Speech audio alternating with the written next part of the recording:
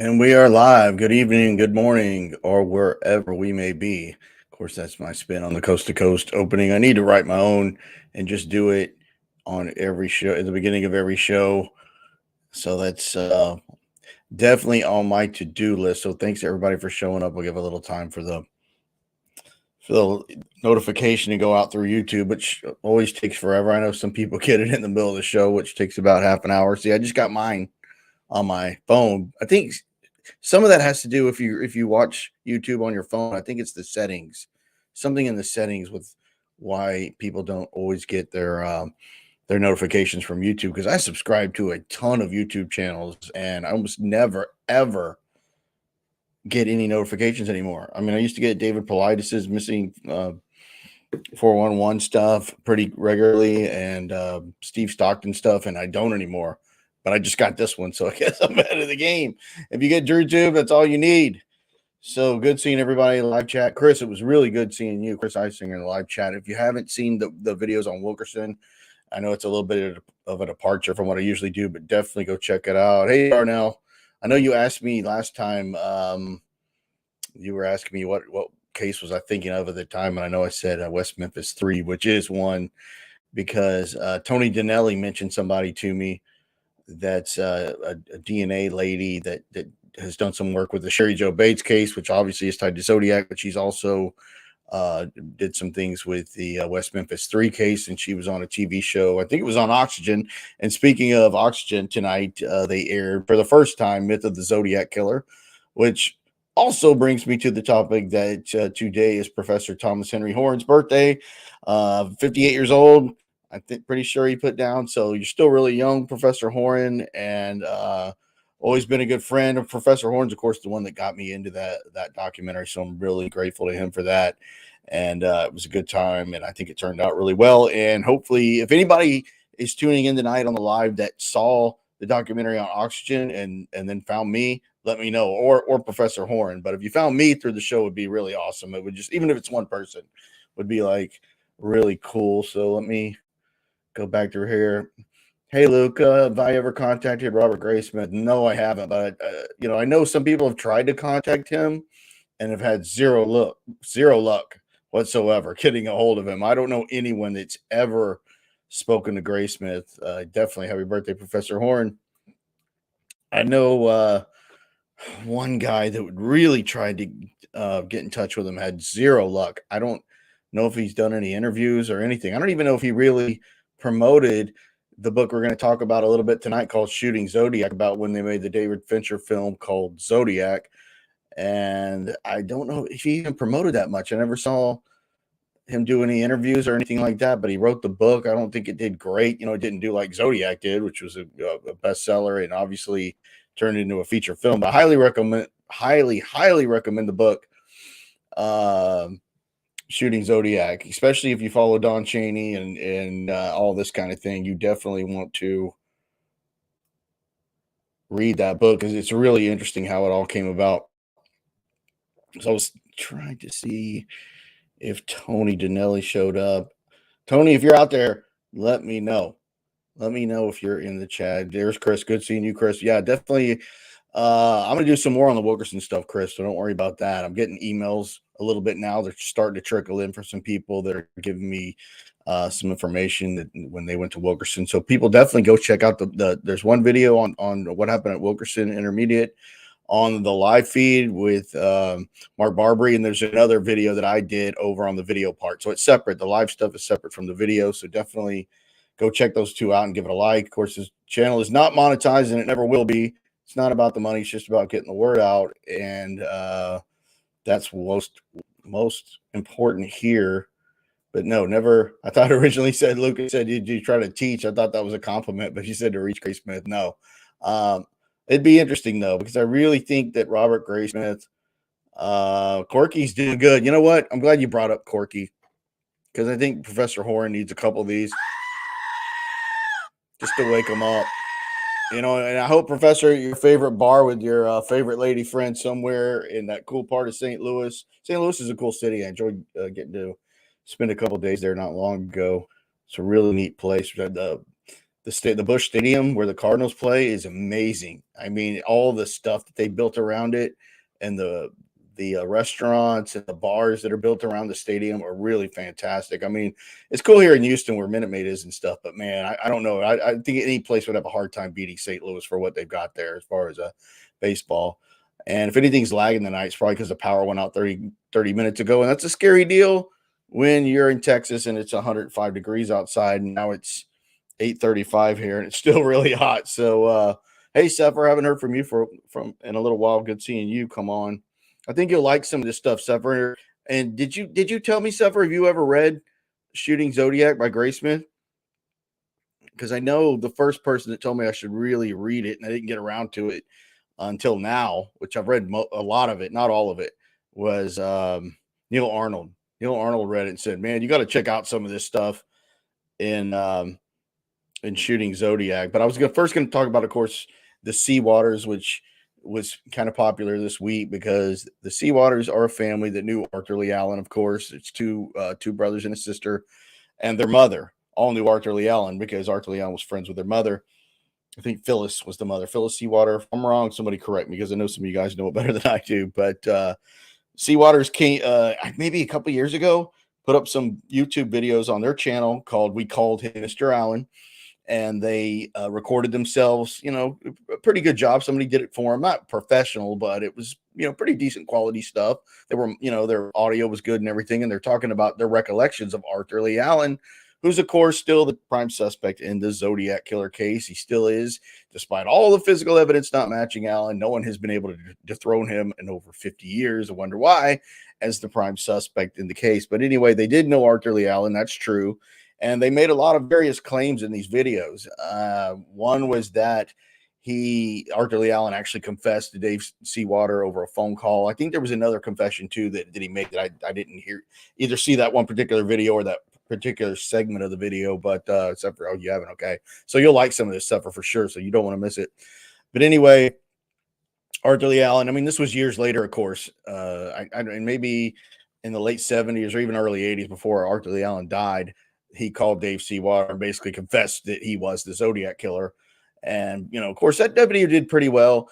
And then they had one where I think it was also Dave Seawater recalled the time they went to Gaviota Beach, or is it Gavita? I'm not sure. I don't know if it's Gavita or Gaviota. I always say Gaviota. I think Ross says Gavita Beach. But they recalled going there in 1963, and Arthur Lee Allen got out of his car and went down to the beach and came back with blood on him.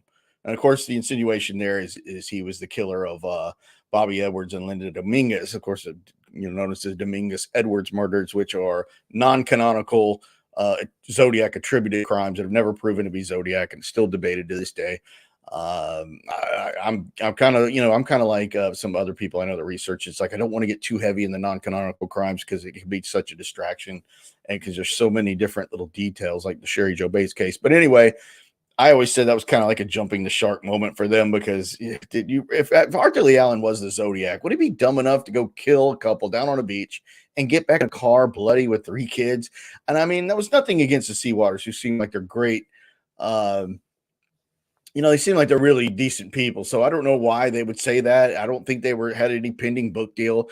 And frankly, you're not going to make much money on it. I mean, I'm taking Dave Seawater, if you're watching here, any of you guys, you don't make a whole lot of money on this stuff unless you were Robert Graysmith that had the right book at the right time. I mean, Graysmith got it while it was hot. He went with Arthur Lee Allen, kind of not a last minute, but that wasn't his first suspect, if you know the whole story. But it was compelling enough for David Fincher. We're going to talk about that real soon, to want to make a movie about it and get funding, because Fincher was interested, but they had to go get the funding. And that's what a lot of Shooting Zodiac's about.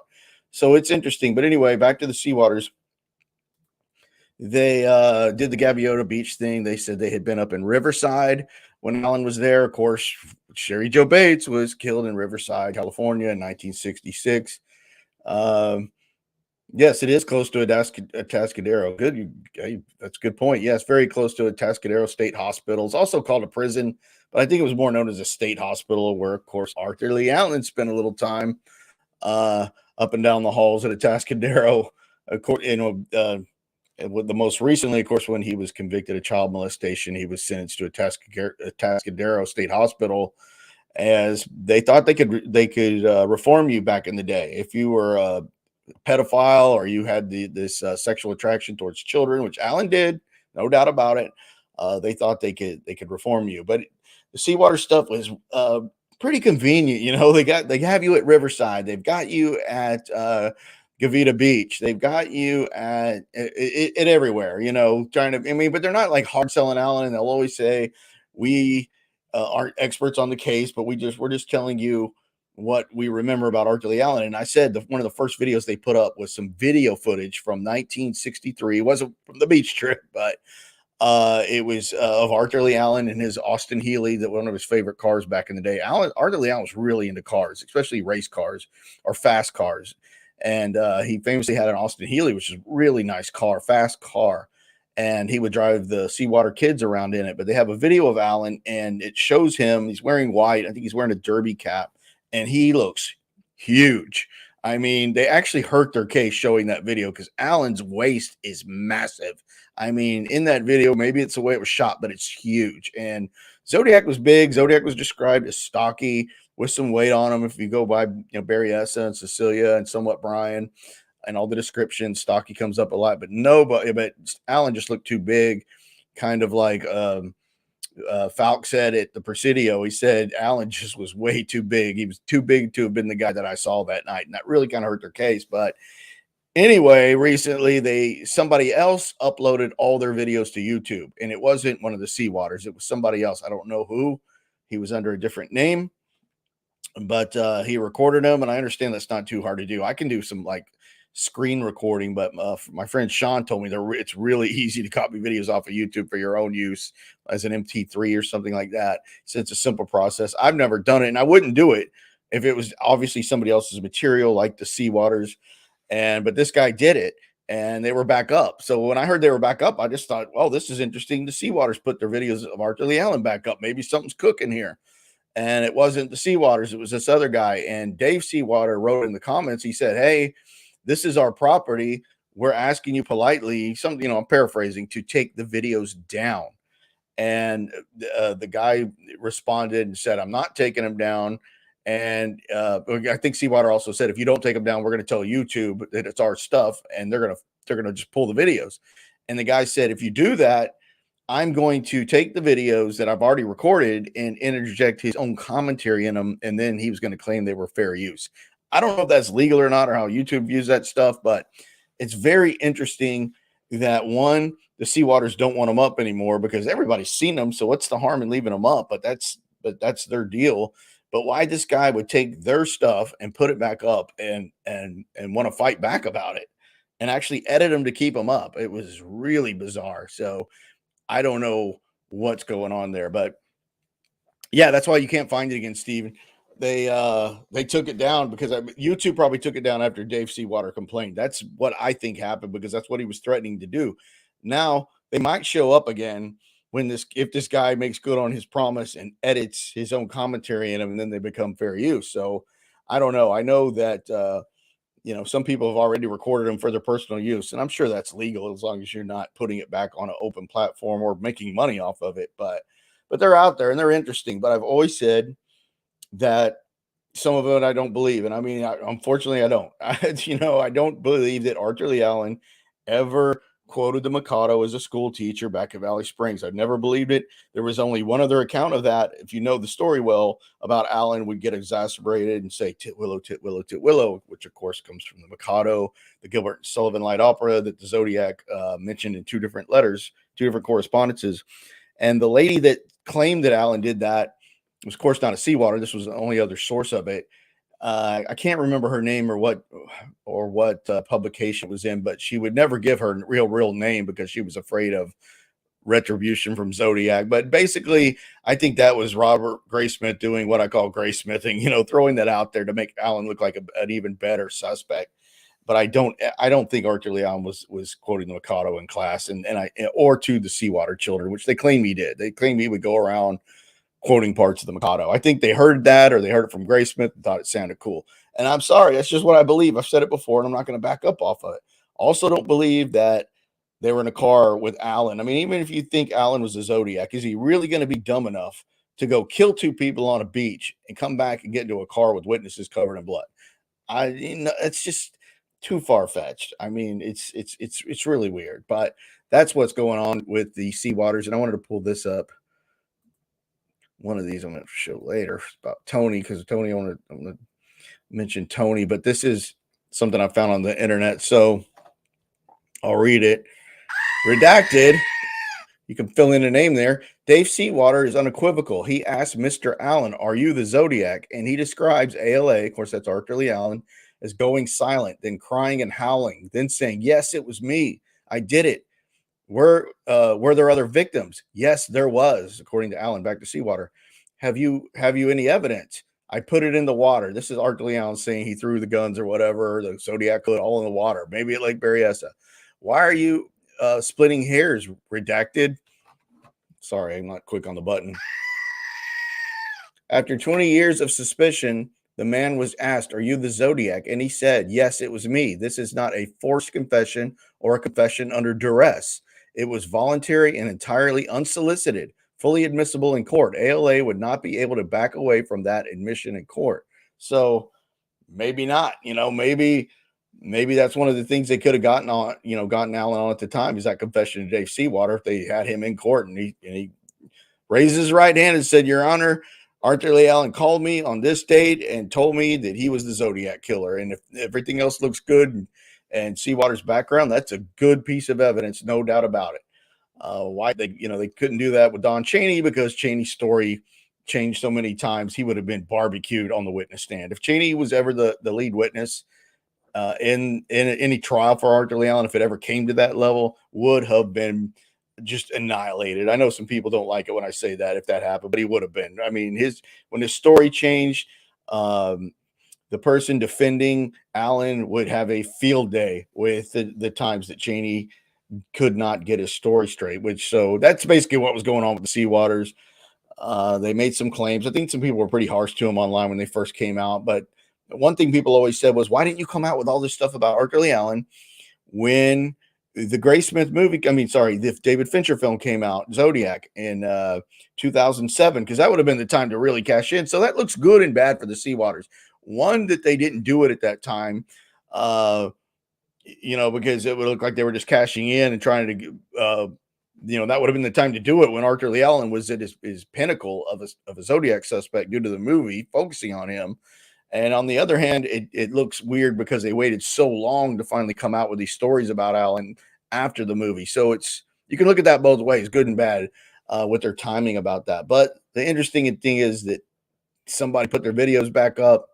They wanted them back down, but it wasn't the Seawaters that did it. So I guess it wasn't as strange. So segueing into Shooting Zodiac, this is the book by Robert Graysmith that's all about when they were trying to get this movie together. Of course, based off of Robert Graysmith's best-selling book called Zodiac, and they wanted to make it into a film, and they wanted a well-known director named David Fincher to make the film. And I'm going to read parts of it, and it says, and it's talking about, they're talking about the Stein cab. They're talking about the fingerprints on the Stein cab, and that goes on and on and on about the Stein cab. Whether or not Zodiac left his fingerprints on it, of course, did he or did he not? I know a lot of the hardcore researchers are, yes, he did. There's fingerprints and latent blood had to have been his. And then we had the Patrick Robbins story about Lindsay Robbins possibly being the one that contaminated him, and going back and forth. But this is going to be talking about that a little bit in the beginning of them trying to sell the Graysmith book into being this feature film. It says, "I'm concerned because I'm never going to get it back again. We know from Zodiac's letter that he's revising history as he goes," Fincher said. "I'm putting airplane glue on my fingers. Ha, ha, ha. We know he's been killing in Vallejo. He's making a trip to San Francisco to shoot a cab driver, which is perfect random killing. How come that fingerprint? Question mark. What is there to lead us to believe there is a legitimate chance that someone of such intellect is going to make such a mistake? But you've got gloves on. Why are you going to take them off? Because this is all David Fincher's questioning all this. He's going to be questioning Don Chaney's story and everything else, because he's not going to want to make this film unless he's got some confidence in the material. So he's trying to not only understand the material, but the players involved. So here he's talking about the Steincab. So he says, why are you going to take them off? If he doesn't have gloves, then he doesn't have a 160 IQ, because this was Cheney out there telling people that Arthur Lee Allen had a 160 IQ. Remember in the interview that Don Cheney did with, I think Cheney said his IQ was 160, and you know who said, really, something like that? And Cheney said, yeah, something up around that range of 160. So the 160 number comes directly from Don Cheney talking about Arthur Lee Allen, because he's trying to sell. What he's trying to tell you is my IQ is 160. So it says, so the kids see him wipe down the dash, question mark. He's seen wiping or touching, but we don't know exactly why, Tosky said. He made swirling clockwise motion with his left hand. One of the kids said he put the rag back into his pocket. The shirt swatches didn't have that much blood on them, but they did have blood. Now I'm going to amend my earlier criticism of the IQ issue, Fincher said. Taking the role of the killer again, the role was always chilling. Take two.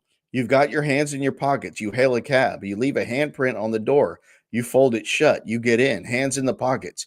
You can or cannot have airplane glue on your fingertips. Of course, Zodiac claimed later that that's how he got around the fingerprint issue, is he put airplane cement on his fingers.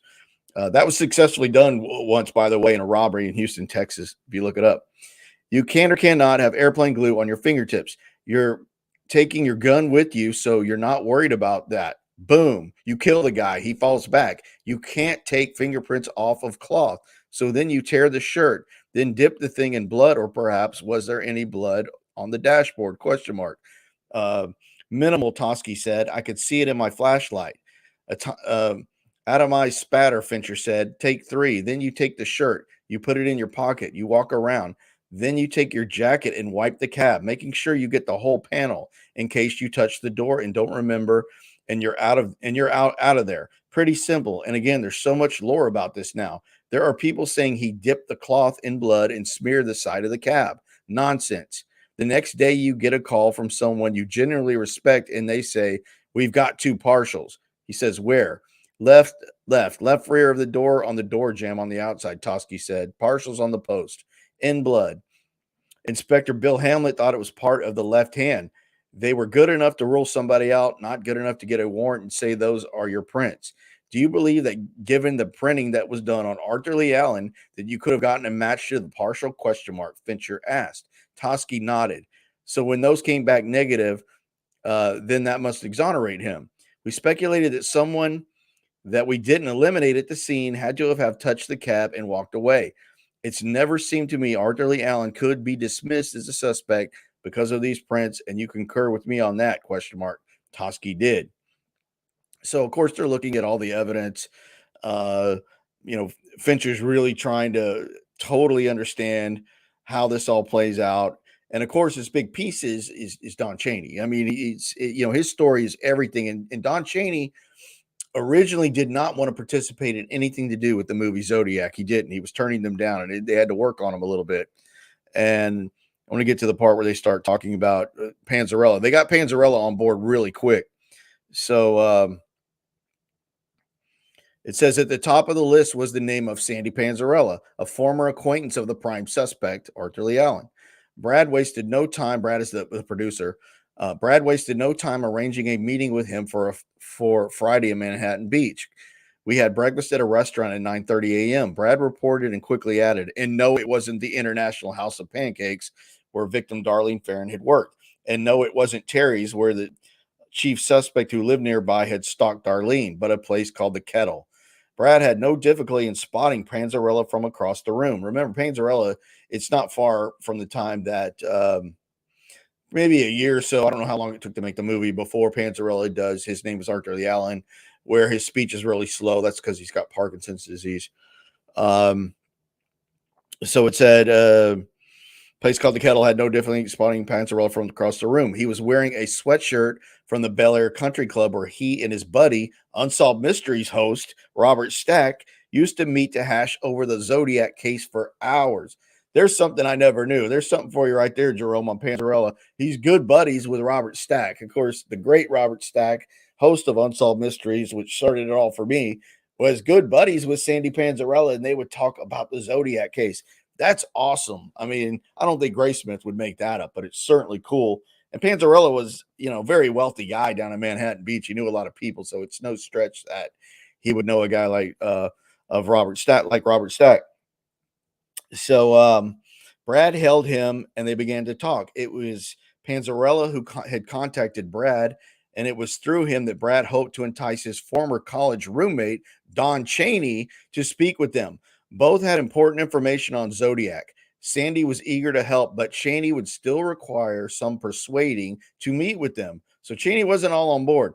The plan was to fly Panzarella to Washington State and reunite him with Don Chaney and go from there. Sandy's a real sweet guy, Brad told Jamie afterward, open to talking to us and genuinely interested in helping. Well, definitely Panzarella wouldn't have been in it for the money because Panzarella had millions and millions of dollars from running Science Dynamics. Panzarella did it probably because he thought it was interesting and liked these guys, but they didn't need to offer Panzarella any money. He's got all the money in the world. Open to talking to us, genuinely interested in helping. He's really looking forward to our trip, meaning to go reunite with Don Chaney.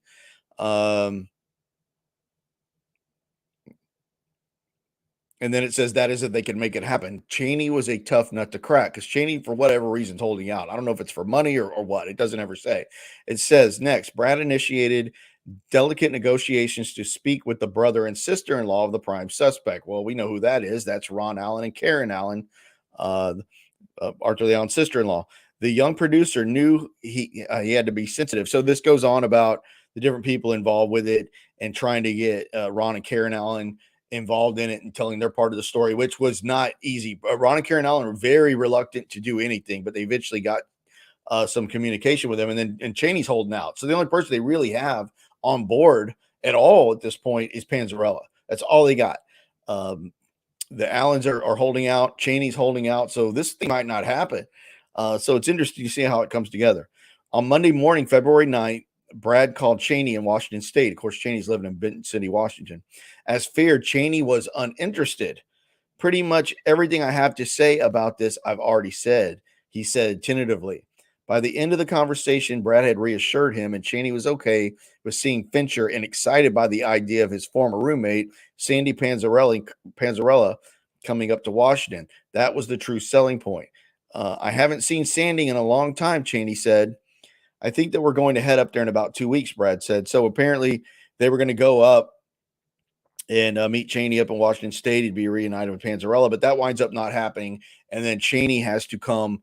They have to fly Chaney down to the Los Angeles area because of scheduling conflicts. So they set this meeting up in Los Angeles in the morning. It says Fincher's motion control shoot, television commercials. Okay, he was doing well at the time. Scheduled flight said Fincher made a good living. Okay, it said Brad called Chaney, who didn't really travel, and asked the former civil engineer if he could come to them instead. This is right out of Graysmith's book. They asked the former civil engineer if he could come to them instead to meet in Los Angeles. What's wrong with that? He's not a civil engineer. Chaney was never a civil engineer. He was a mechanical engineer. That's what he studied. So how does Graysmith even make that mistake? Graysmith knows Chaney well. Where did Graysmith get all his material from? Don Chaney. I think he got a lot more than people realize. What was the pseudonym in the book Zodiac by Graysmith for Arthur Lee Allen? Bob Hall Starr. Chaney just happens to have a class with a Bob Starr while he's at Bakersfield Junior College with Paul Avery. Chaney's in a class with a guy named Bob Starr. I don't know if his middle name was Hall, but his name was Bob Starr. That's what he went by. There wasn't too many stars around back then other than Ringo Starkey. So there's just a lot more, I think, that Chaney was laying up for Graysmith just to make this sound more juicier and juicier. And I think Graysmith probably paid Chaney in some respect, and he should have because he made a lot of money because of Chaney. He says, the only problem I have with traveling, he said, it's the small seat. So Chaney's already complaining about the seat on the airline. He goes, and they're talking about all this stuff. It said, Sandy and Don are going to get here by 1 p.m., Brad told Jamie. While waiting for Chaney, we can speak with Fincher alone. He's bound to be in a good mood. He's thrilled we've got the meeting. Sandy Panzarella arrived on the dot. The two friends had not seen each other since they were residing with Arthur Lee Allen's brother back in their college days. Think of that. The two friends had not seen each other since they resided with Arthur Lee Allen's brother back in their college days. How does Graysmith make that mistake? He doesn't understand that Don Cheney worked for Sandy Panzarella in 1971 when he came forward with his accusations about Arthur Lee Allen. He was working for Panzarella at Science Dynamics in Manhattan Beach. Uh, Panzarella had already left Cal Poly Pomona in 64. Cheney was already gone by the end of 63. So he's 7 years off there. How does Graysmith make that mistake and it gets into the book? It's not a game changer, but he knows this. This is what I'm trying to say here, and it's important. All this part of this book is almost like, and if you read it, you'll see what I'm trying to say. Graysmith is trying to clean up Cheney's timeline to make Allen look better and get focus off of Cheney for whatever reason.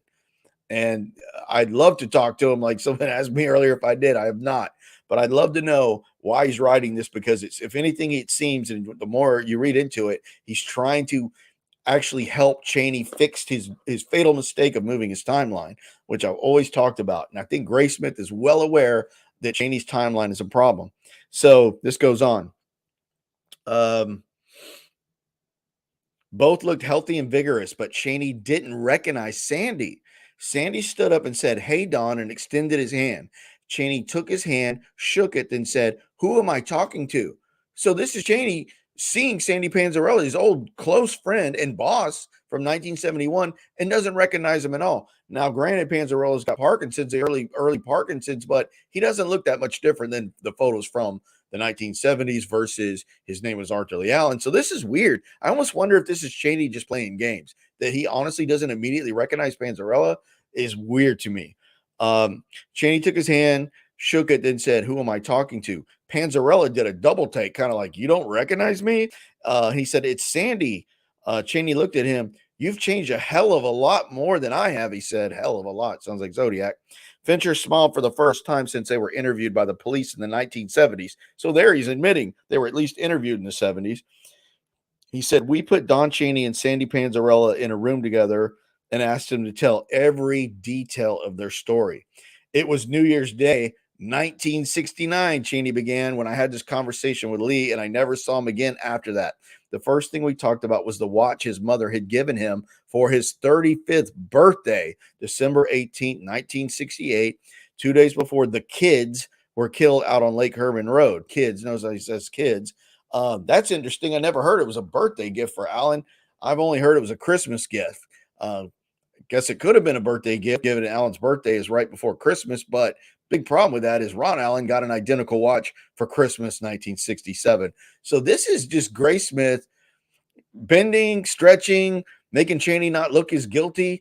I mean, I don't know. It's almost like he's trying to clean up his mess with this whole book. He didn't make much money on this book. It didn't even sell that well. So my question is, why did he even write this? It's interesting for me because, I'm in the Zodiac and it's talking a lot about Don Cheney and Sandy Panzarella. But why did he even write this is what I want to know, because it wasn't for money. It's got to be for other reasons. He had the attitude that maybe his mother had stiffed him for a watch. I mean, this is almost verbatim Cheney's story that's told, and his name was Arthur Lee Allen, and Graysmith's just spitting it back out in this book. And then this is what's interesting. This is very interesting. I know people like you, Sepher, and everybody that closely follows my stuff. That's why I don't, if anyone wants to criticize it, that's wonderful, but please do so after you fully understand it. He had wanted that watch for over a year. This is Cheney claiming that now, that Allen has been wanting that watch. Cheney, remember the first time Lee mentioned the watch, it was in some magazine or whatever, but this is important. It says, on March 10th, 1967, he had been fired from Valley Springs for touching girls inappropriately. What you're going to do? Big problem with that is Allen was not fired from Valley Springs until after 1968. So this is screwed up, but it's like Graysmith's trying to clean up Cheney's mess, and he's failing. They're going to do contracts. Lee had replied immediately, claiming a local crime boss wanted to provide him a demonstration before he hired him as a hitman. Of course, he's talking about our buddy Ralph Spinelli. Lee wanted to be Mike Hammer, Cheney told Brad, Jamie, and Fincher. He started talking about how he was going to be a professional criminal. So believe me, Cheney was only playing hard to get at the beginning. He wanted this attention, just like Zodiac. Uh, he said he would give himself an identity and write letters to the editors and have a name, and it would be Zodiac. This is verbatim out of his name was Arthur Lee Allen, word for word. Nothing new yet. Fincher was satisfied. He was looking for something more than a rerun of known facts. He found his answers in Chaney's eyes and in his body language and in the cadence of his speech. Chaney floated a number of unusual theories. Listen, this is incredible that he's doing this. If this is just Chaney being straight up about his friend telling him he's going to be the Zodiac killer before Lake Herman Road, that's interesting enough. But Chaney's always got to add something to it. It says Chaney floated a number of unusual theories. One was that the Betty Lou Jensen murder on Lake Herman Road was a warning from Zodiac to his next victim, Darlene Ferrin. I don't know, ABC Murders. Darlene said she knew Betty Lou, Chaney suggested. So John Chaney's telling these people that it was possible that Darlene Ferrin knew Betty Lou Jensen. There's absolutely no proof of that out there anywhere. But Chaney's throwing that out, that chum out there in the water to these sharks. Wow. Does he really need to do that? Does he? I mean, you're already talking about your friend told you he was Zodiac. They're believing you. They're going to make a major movie, millions of dollars behind it, and you got to throw in that tidbit that maybe Darlene knew Betty Lou Jensen. I mean, his guy loves the limelight. He can't stand it. That Darlene said she knew Betty Lou, Cheney suggested. She told her friend Bobby Ramos, I knew those kids were killed out on Lake Herman Road. I knew the girl. The fact that they look so much alike, there is a good possibility it was a demonstration. This girl looks like you. Here you go. Zodiac might have thought. He's telling you as the Zodiac what he thought, that these girls did look alike. He's confessing through this insane rambling again. He's telling you what he thought at the time because he's got them all on a string at this point. Filmmakers had been a little iffy on Chaney. He seemed too perfect. Jamie thought and decided to reference this in his script. So let me get this straight. He unveils the entire master plan on New Year's Day, because who's really going to believe that? Arthur Lee Allen's going to package this entire story and unload it to his friend on New Year's Day, all in one with one tight little Christmas bow on it. Nonsense. And it says for an hour. Like he tells you the whole thing about he's going to become Zodiac on New Year's Day for an hour. Fincher, Brad, and Jamie sat across from Chaney, listened to him, looked him in the eye, and decided this is not a guy who is trying to dine out on the story. Are you kidding me? He really believes this is the guy, and this is what happened to him. Though over the years, all the elements may have been cobbled into happening on the same day. Nonsense. He's lying. Chaney's a very credible guy. Brad agreed. The producer. I mean, he's like, yes, sir, Mr. Chaney. You're the man, and we want to get this story going. He really is trying to tell the truth about this. Panzarella always was forthright and backed Chaney up. There was one last question. This is good. There was one last question. When had told him the truth, it was in late 1969, Chaney answered. I think it was talk about the last time we saw Alan. I'd relocated to Pomona. A composite drawing in the profile caused me to connect Zodiac to his former friend. It was called the Grass Valley Murders, is what Chaney claimed he saw in the newspaper, which is nonsense. And that's the one thing that at least David Fincher is questioning here. He's struggling with the fact that Don Chaney took so long to come forward. He's like, no way you didn't know about the Zodiac crimes. Even in Pomona, there's no way you missed this, because after Paul Stein was murdered, Zodiac was all over the newspapers nationally and absolutely in California and in Los Angeles. Heck, they even knew about the Sherry Joe Bates murder was widely publicized in San Francisco. So Zodiac was all over the LA papers. And so he's struggling with the fact of why Chaney waited so long. And he's looking for anything to feel better about it. So that was his big hang up, according to this book, for David Fincher, the filmmaker. It says, it was late 69. Chaney answered, and relocated to Pomona. A composite drawing in profile caused me to connect Zodiac to his former friend, Lee Allen. 3 or 4 months after I began working at the Fleur Company, an engineering and chemical company in Southern California, I was having breakfast in the new task force center with my brother. And when my brother-in-law pointed out a wanted composite in the paper. Now, this composite was a profile. It was not of the Zodiac. There's no profile composite of Zodiac. This was some suspect in the Grass Valley murders. And then Chaney's brother-in-law says, That looks like your buddy Lee, he said. And Cheney then claims, I took the paper, studied the profile drawing, and agreed it was of Lee Allen, except for the hair and absence of glasses. This is all nonsense. Zodiac's murder spree back in the Bay Area. Eventually, he had put the facts together and reported suspicions to this is talking about Cheney. Eventually, he had put the facts together and reported his suspicions to Lieutenant Bud Savage of the Concord PD. I remember Cheney lived in Concord in 67, but nothing came of it. On January 10th, 1970, still concerned, Cheney contacted Lieutenant Slade of Pomona PD about Lee Allen with the same result. Now, remember, there's absolutely no record of Cheney ever going to Concord PD or Pomona PD. That Cheney did that in January 1970, Jamie said, falls perfectly in line with the explosion of Zodiac panic and automatically makes Cheney more credible. What nonsense. See, these people just want to make money and get this film done. They're willing to sell their souls at this point. Fincher consulted the timeline. After Floor had finished a huge contract, they had major layoffs, which included Cheney. For about a year, he worked at a big paper mill in Laverne, a few miles up the road. And then it talks about on July 15, 71, Cheney spoke with Panzarella, who contacted the Manhattan Beach PD, who took down Cheney's statement and related it to Toschi and Armstrong at SFPD. This fails to mention that Cheney was working for Panzarella at the time. As everyone chatted and sipped their coffee, Fincher casually leafed through a copy of Armstrong's impeccable handwritten notes of his last meeting with Cheney on July 23rd, 1971. He confirmed Cheney's reliability with Panzarella. On August 5th, he called Cheney. 21 days later, he flew down and saw him in person at Manhattan Beach. Cheney had been back in the Bay Area for several months when Armstrong interviewed him on September 8, 1972. They met in the lobby of the Bechtel Corporation. So it's interesting that Cheney's back in the Bay Area that long. There wasn't any Zodiac letters written at that time, which is also interesting because Cheney knows he's back in the Bay Area, and there were no letters written from that point on. There was no letters written in all of 72 or 73. There's no Zodiac letters in 72 and 73. It's 71 jumps to late 71 jumps to 74. There's no letters in those entire 2 years. So it's interesting that Cheney's in the Bay Area for several months during the lull in Zodiac correspondences. He called Cheney 21 days after he flew down and saw him. Armstrong interviewed him at Bechtel. I'm trying to remember. I'm doing this on screenshots. It says Fincher closed the binder and rubbed his eyes. He still could not account. This is like the great piece. If any of this gets through, let me get this off real quick. It says Fincher closed the binder and rubbed his eyes. He still could not account for the lapse of time between Cheney seeing the composite and acting on his suspicions.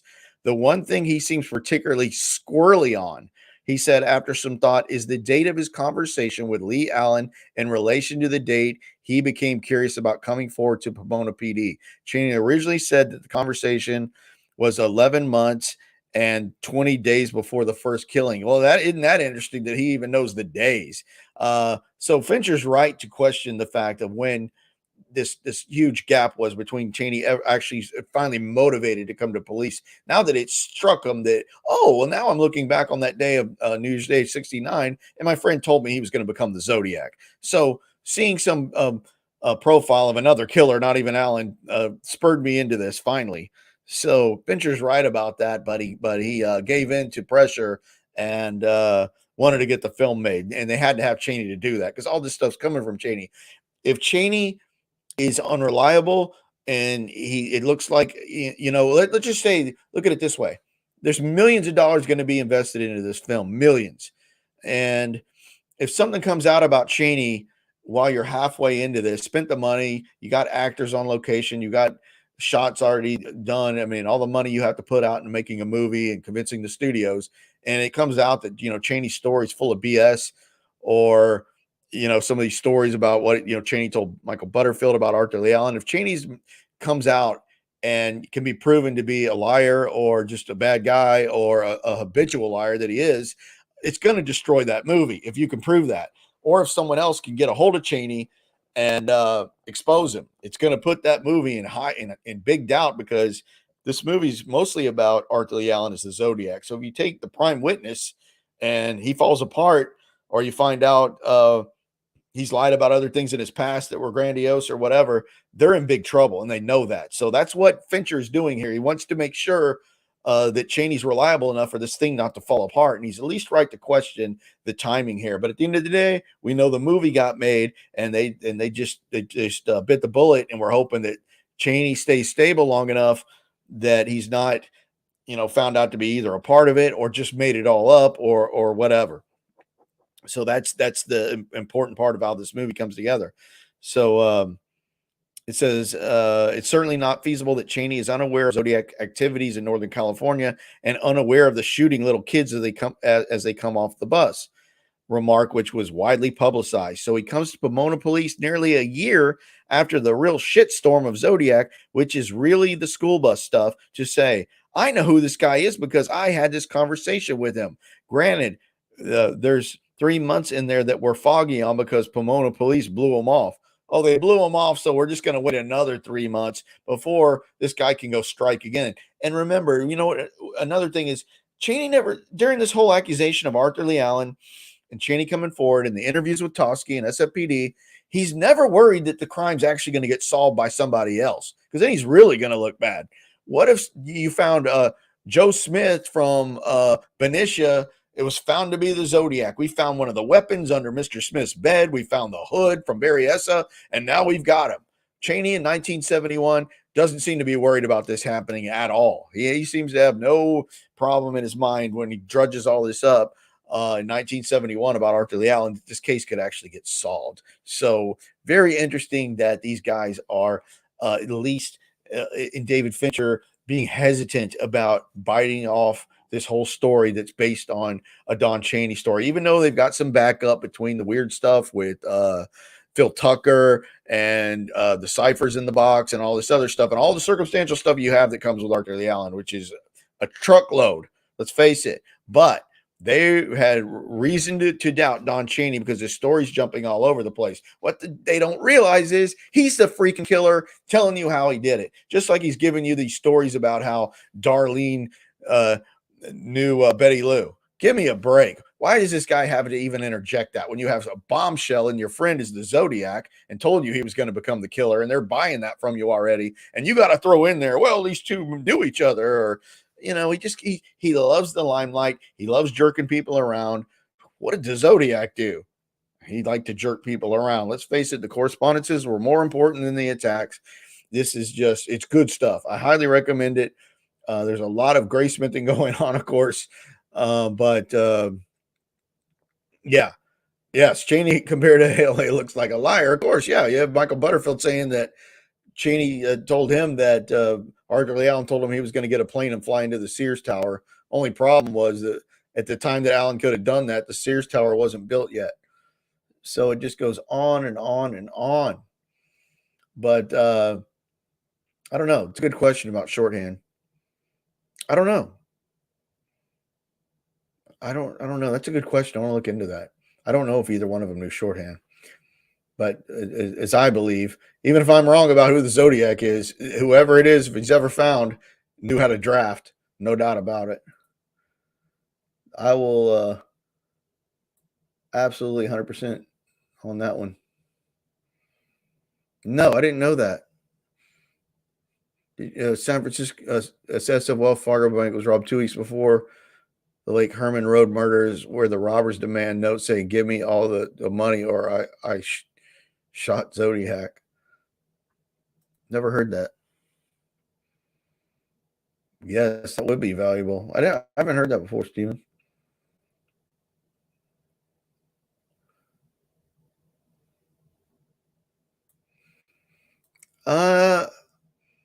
No, I don't think he ever was Miranda Eyes. But there's still stories out there that that Allen's arrest was imminent before he was found dead. That is still in hot debate. I know that Michael Butterfield says that the DA that would have presided over the case if they had arrested Allen for the Zodiac murders, I think his name was Mike Nail, Nail was the DA, said that they had nothing on Allen and there was nothing pending for Allen to be arrested. According to this guy named Mike Nail, as per Michael Butterfield, But there's a lot of other ex-law enforcement that have told me through the lines that's not true, that they were getting very close to indicting Arthur Lee Allen for Blue Rock Springs, not for all the Zodiac crimes, but specifically as the killer of Darlene Ferrin at Blue Rock Springs Park. They were going to bring that against him. I've been told that offline, and that's solid, that they were actually going to make a move. But that contradicts what Mike Nail said, according to Butterfield, who I've got a lot of respect for.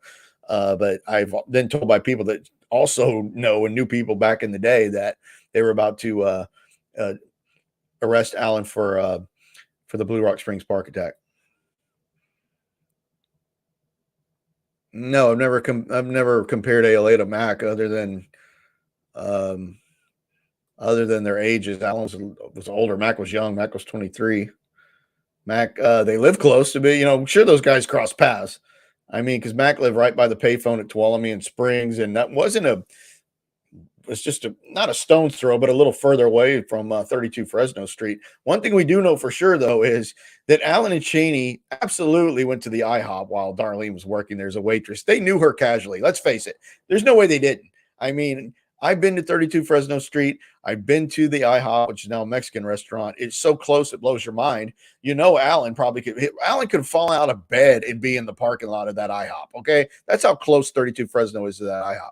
Him and Cheney sat there at one of those tables multiple times and were waited on by Darlene Ferrin. There's no way they weren't. There's no way. So when you're talking about Cheney or even Allen as a suspect, they at least knew one of the victims casually.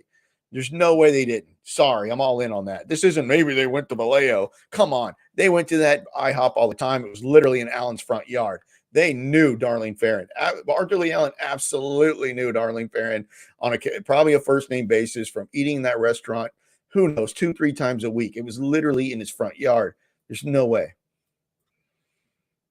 We should look into Bob Starr. Then there has to be a reason that Don suggested the name for Z. I think he suggested a lot of things. It's just interesting that Cheney has a class at Bakersfield College with a guy named Bob Starr. I mean, it's crazy. And I actually found one of Bob Starr's nephews that could not remember his last name. If it was Hall, I was going to just, I know it's circumstantial. Hell, it's all circumstantial. If somebody's got a suspect that's got physical evidence from this case, let me know, because then I could, I'll apologize and take all my videos down.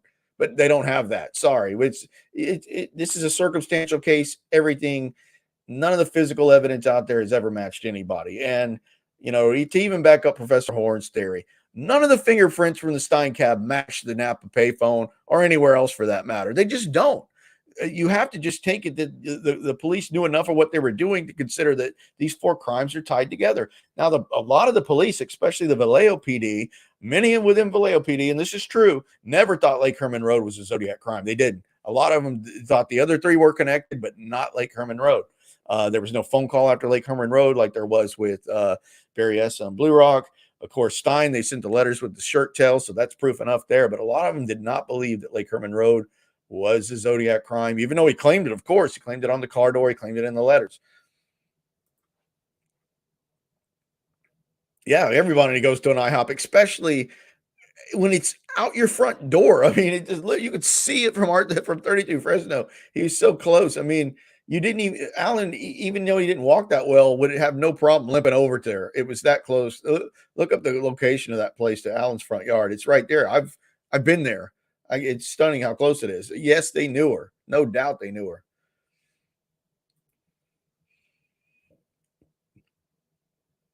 No reason to apologize or take down your videos. Yes. Yeah, but in the documentary, they were suspecting something. But yeah, of course they were. Look at the comments under both uploads of his name is Arthur Lee Allen. And if you took every comment ever made on those 2 videos, which are, I don't know, thousands of comments between the 2 uploads, which almost have one has 1 million, one has whatever. They're probably 60% suspicious of Don Cheney. We know Cheney lied. We know he lied multiple times. No, but I'm definitely going to check that. I'm just going back and see if I missed anything.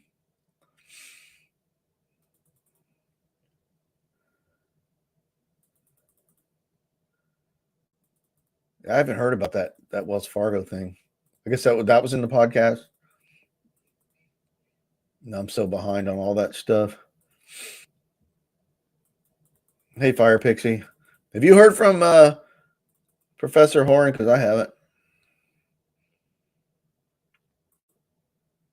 Who did, Darnell? The first person I ever heard on YouTube that even mentioned my name was Ned DeHaan, which was favorable, of course. And Ned's a friend of mine, so it was really weird. His first person ever mentioned my name on YouTube that I know of was Ned, and so Ned did a video about Cheney. I know he mentioned it before I knew Ned, and then maybe after I knew him, he did one. I can't remember. Maybe he did one before I got to know Ned, and it was all favorable. Of course, Ned's a good friend, and then later. The Zodiac Killer channel did a video on Cheney, and then they did the interview with the expert series with me just after they did the individual video on Cheney. Oh no, Darnell, I think you're thinking of oh shoot, what's the guy's name? He makes some pretty good videos, but he doesn't. I think he uses the robot voice for him. Is that the one you're thinking of, Darnell? Thanks, Red Feather. That's funny. Yeah, Ned's great. Never misses Zodiac Monday. Come out every day. Ned is consistent. Very consistent. Yeah, I can't remember what was the guy's name? He's done some Cheney stuff. I helped him a little bit. No, it wasn't Mind Shop. Something like that. You were up in Tahoe, went through Placerville, saw the sign for Yorba, but the people I was with didn't want to go. Yeah, that'd be cool. I'd love to get up there.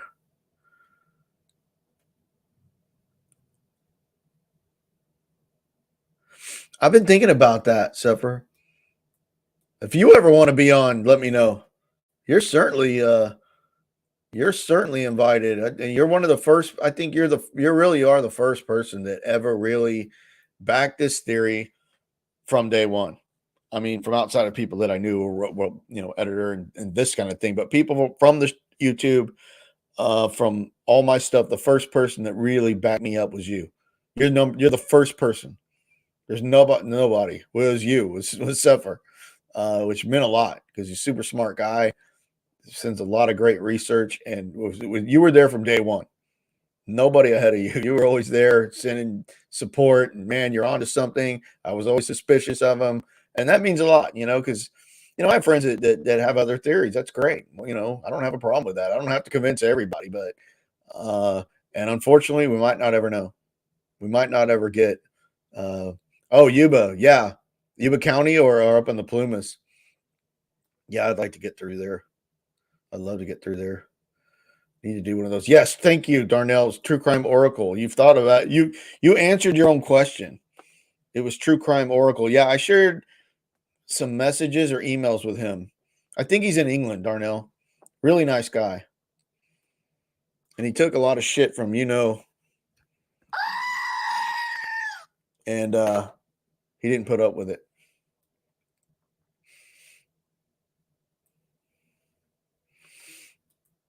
That's true. There's a writer palm print from the Exorcist letter that did not match Arthur Lee Allen. It was kind of smeared or whatever. No, it did that. The palm print did not match Arthur Lee Allen from the Exorcist letter. That's true. Yeah, I'd like to look more into Bob Starr, but yeah, I'll find that where he's got Cheney's in a class with Bob Starr. I think I could just see Cheney throwing that up at Graysmith. What do you think we should call him? What do you think we should call him, Don? What name should we refer to Allen as? And Cheney said, how about Bob Hallstar? I mean, I can just see that. I mean, I'm not saying that's what happened, but it could have. I can just see Cheney making Graysmith susceptible to all these crazy suggestions, like the painting party everybody never shuts up about. That painting party never freaking happened. I mean, they've got everybody there. You got Andy Warhol at the painting party. You got Jay Leno at the painting party. You've got, you name it. Jimmy Hoffa's at the painting party at Darlene's house in DeLeo. You name it. That guy from the Cemetery John from the Lindbergh kidnapping is at the painting party. I mean, this is just some bullshit that Don Cheney made up on the spot. And they do it just like he's doing it. When I read that part from Shooting Zodiac, when he throws out to these guys, it said numerous crazy things he's throwing out. Like, why does he feel the need to do this? He's already there. You got the gig. You got the continental breakfast and they flew him business class because Don was bitching about the airplane seat. And he's got all of this, but no, now that he's got an audience, he's going to throw crazy stuff out there like Darlene knew Betty Lou Jensen and blah, blah, blah, might have known blah, blah, blah. So he's already like creating all this weird, look at me, I'm helping out. Why would he be, you've already won the lottery here. You're going to get something. I mean, Graysmith's going to pay you out of his own pocket or whatever. He'll get some extra fried bacon.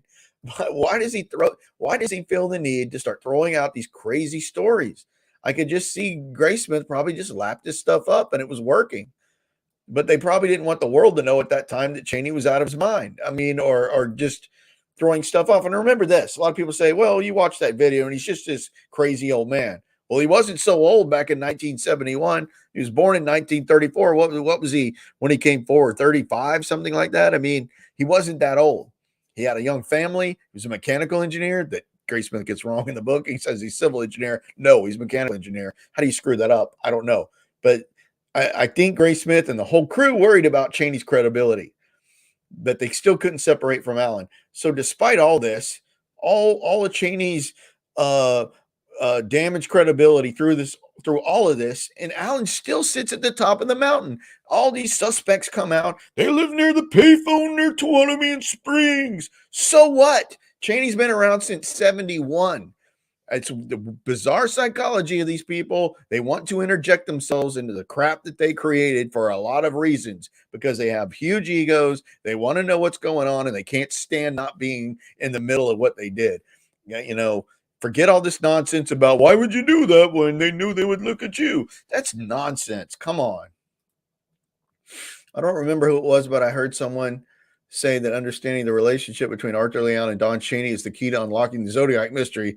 I probably said that, Darnell, but that is true. That is. If you can understand that dynamic, it's like, have you ever heard the story of Leopold and Loeb that were trying to create the perfect murder? You think of something like that. There was a very weird dynamic between these two men. There's no reason these two guys should have even been friends, much less anything else. And it's not this nonsense of Cheney wanting to get revenge on Arthur Lee Allen, because why does he still care so many years after Allen's death?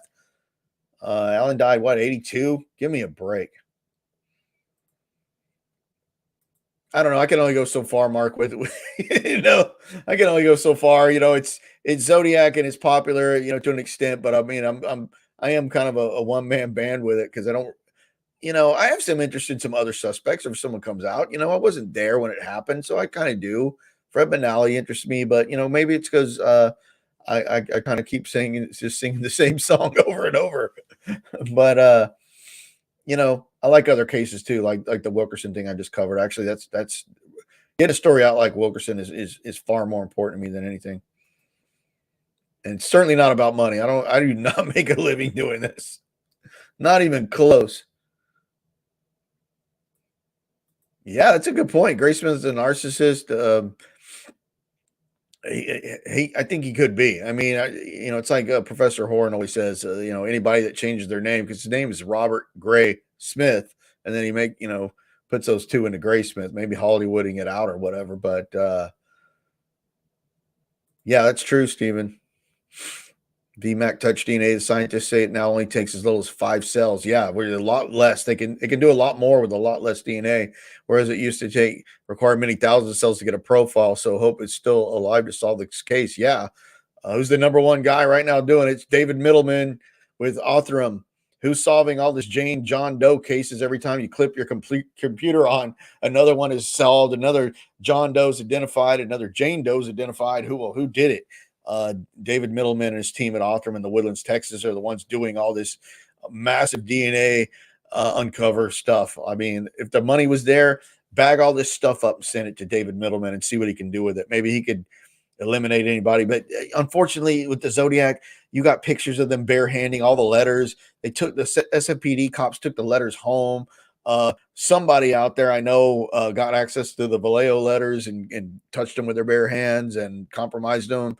So plenty of people have touched these letters now with their bare hands. I mean, all the Zodiac stuff. There's pictures of the bindings being handled. They at least put some cover on the car door. They put like this stuff over the car door at Napa, Brian Hartnell's Carnegie car door.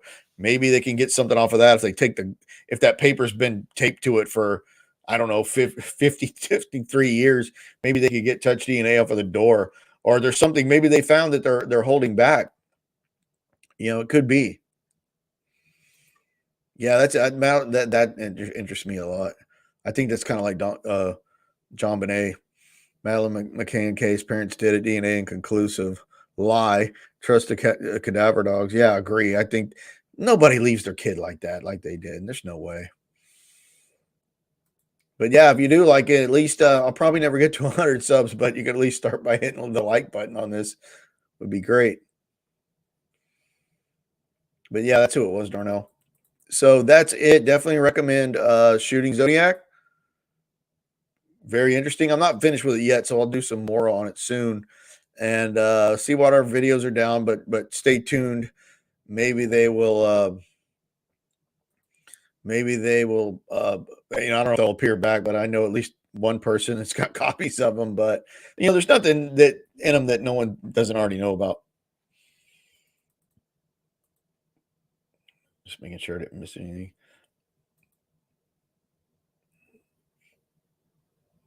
So, yep, that's it for now. Thanks for tuning in, everybody. Definitely be doing it. Yeah, she said not buying a Graysmith, but you don't need to. I'll read it to you here. But it was worth it for me to get it because it was some good stuff. But you don't need to buy it. I'll do some more on it here. Thanks for tuning in, everybody. Have a good week.